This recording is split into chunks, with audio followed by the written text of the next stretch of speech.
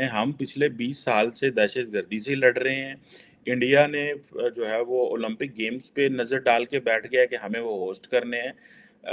ये बहुत जिसे कहते हैं ये गैप जो है, आपको कैसे लगता है कि ये दोनों मुल्कों के दरमियान gap, how do you read this sir? जो इंडिया ने रास्ता इख्तियार किया, वो यही रास्ता था जिसने आगे यहीं पे एंड होना था।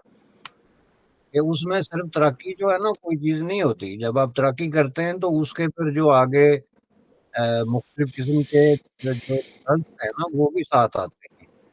तरक्की का मतलब ये है कि फिर आप इंटरनेशनली compete करना शुरू हो जाते हैं। You rub your shoulders with big guys. वो स्पोर्ट में है, कल्चर में है, आर्ट में है, साइंस में है, वो फिर सारे उसके साथ आते हैं। तरक्की एक पैकेज है, क्योंकि कुछ और डिटेल्स इस तरीके से हैं कि if India is making news in every sector from manufacturing to services, then why not in the field of sports. ये कहना है उनके मिनिस्टर, स्पोर्ट्स मिनिस्टर का। जैसे मैंने आपको बताया, अनुराग ठाकुर। अब यस, हुए हैं ओलंपिक्स, वो चाइना में। लेकिन चाइना में विंटर ओलंपिक्स हुए थे, जो कि एक छोटा इवेंट होता है। इसका बड़ा इवेंट समर ओलंपिक्स होता है, जो 2020 में जापान में हुआ था। इंटरेस्टिंग बात यह है कि इंडिया अगर इसके ऊपर बिड कर रहा है, तो इंडिया के साथ वो कौन से राइवल कंट्रीज हैं जो prestigious event for India, and whatever steps have to be taken to bid among with the IOA, the government will support them। और अगर हम ये बात करें कि क्या इससे पहले कोई ऐसी बड़ी गेम्स इंडिया ने होस्ट की हैं, तो इसमें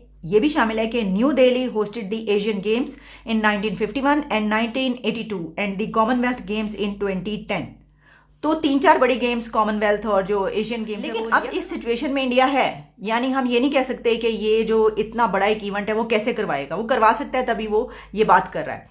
जब मैं ये बात कर रही हूँ कि ये होस्ट करना इतना आसान काम नहीं है, तो इसके लिए बहुत पैसा चाहिए। लगता है कितना एक्सपेंडिचर आता है, कितनी कॉस्ट होती है। तो चाइना ने बीजिंग में जो ओलंपिक्स करवाए हैं, उस पे कहा जाता है कि मेरे सामने जो फिगर्स हैं उसमें ऑलमोस्ट 38.5 बिलियन डॉलर्स का कहा जा रहा है। अच्छा, ये 40 बिलियन डॉलर जो ऑलमोस्ट बनते हैं, इसमें से ज़्यादा इस पे कॉस्ट बहुत आती है। तो अब आप ये सोचें कि 40 बिलियन डॉलर अभी कहा जा रहा है, तो फिर इसको जब आप 2036 में लेकर जाएंगे तो वो कॉस्ट कितनी ज़्यादा बढ़ चुकी होगी। तो इसका मतलब ये हुआ कि इंडिया उसको कर सकता है। तो यही होता है, अब इंडिया जब ये ओलंपिक्स करवा लेगा 2036 में, तो उसके बाद फिर उसको ऐसे ही देखा जाएगा कि वो ऐसी बड़ी गेम्स करवा सकता है। जनाब बात की, बल्कि इसके बाद मुझे ऐसी खबरें मिली कि तो ये इससे भी पहले करवा लेता इंडिया। लेकिन हुआ ये है कि जो डिटेल्स उसमें बताया गया है कि 2032 तक, क्योंकि स्लॉट्स अवेलेबल नहीं है। जैसे मैंने आपको बताया, पेरिस करवा रहा है, फिर उसके बाद कोई और कंट्री जो है उसको करवाने का सोच रहा है। यानी 2-3 कंट्रीज ऑलरेडी जो हैं वो ले चुके हैं अपने अपने स्लॉट्स। तो इसलिए ये उस वक्त तक ले जाया गया, वरना ये भी मुमकिन था कि अगर नेक्स्ट ओलंपिक्स का स्लॉट अवेलेबल होता तो इंडिया उसी को कैच कर लेता और कहता कि हम इसके लिए बिड करेंगे। इतना वो हो चुका है अब तो। मुख्तलिफ हवालों से, इकोनॉमी के हवाले से देख लें, जो इंटरनेशनल रीअलाइनमेंट इन पॉलिटिक्स है उसमें देख लें, कल्चर के हवाले से देख लें। अब इंडियन मूवीज जो हैं वो नेटफ्लिक्स पे एक पॉपुलर फॉरेन मूवीज के तौर पे, हर चीज को हर तरीके से देख लें उन्होंने। पर एक जो है वो जंप लगाया, जिसमें ये जो आपने फरमाया है, क्रिकेट है नेक्स्ट ईयर या ओलंपिक है 36 में या 2 में।